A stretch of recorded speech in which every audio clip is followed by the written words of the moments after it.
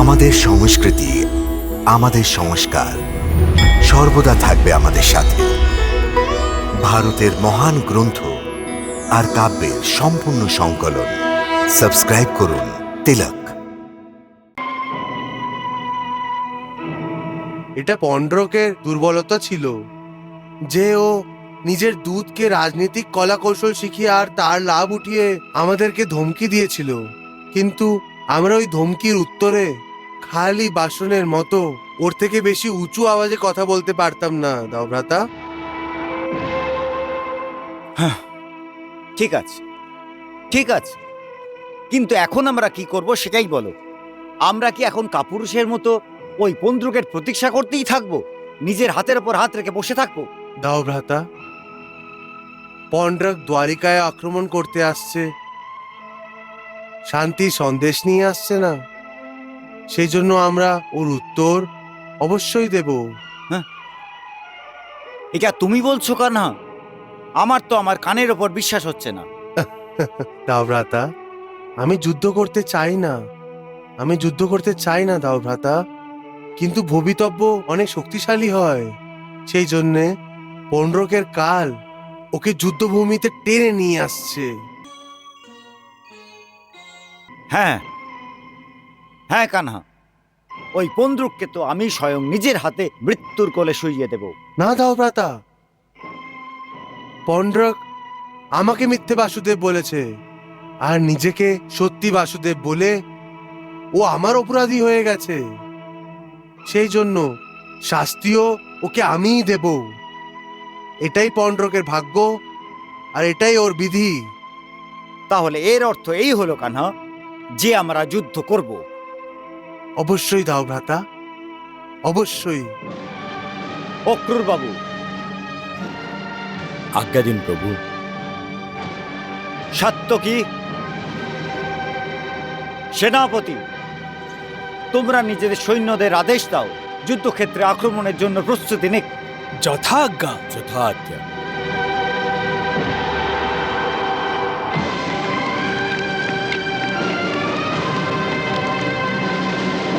সবচেয়ে প্রথমে এই নগরের দ্বার বন্ধ করে দাও।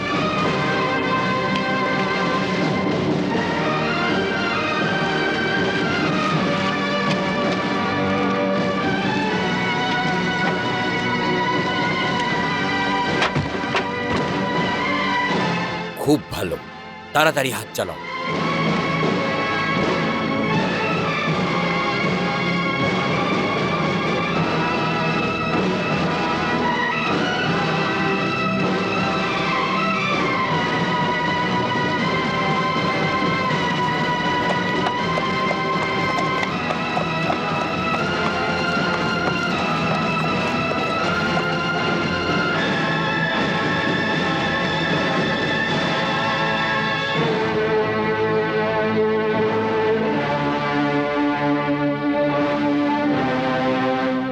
প্রভু, আজ দ্বারিকায় কত শান্তি দেখতে পাচ্ছি।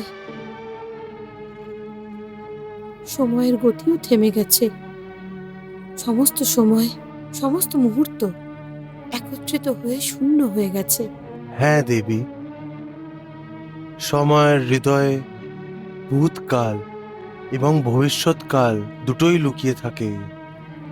সময়ের বিগত ইতিহাস এবং ভবিষ্যতে যে ঘটনা ঘটবে তার পুরো জ্ঞান থাকে, সেই জন্যই সময় সংসারের প্রত্যেক বড় ঘটনা ঘটাবার আগে এবং দুর্ঘটনার ঘটার পর নীরব হয়ে যায়। তুমি কি জানো দেবী, সময় নীরব থেকে প্রত্যেক ঘটনা, প্রত্যেক কষ্টকে সহ্য করার গুণ জানে।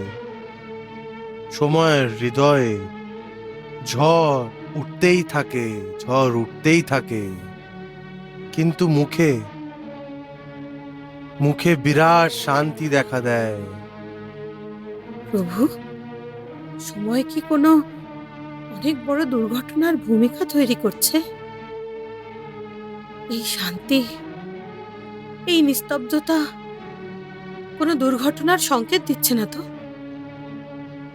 দেখতে পাচ্ছ না দেবী, এই শ্মশানের মতো শান্তি মানুষের সবচেয়ে বড় আশ্চর্যর দিকে সংকেত করছে। মনুষ্য জাতির সবচেয়ে বড় বিড়ম্বনা প্রভু। হ্যাঁ দেবী, যুদ্ধ। যুদ্ধ মানুষের কাছে সবচেয়ে বড় আশ্চর্য হয়। সেই জন্য এই কারণে হাজার হাজার লোকেরা বিনা কারণেই মারা যায়।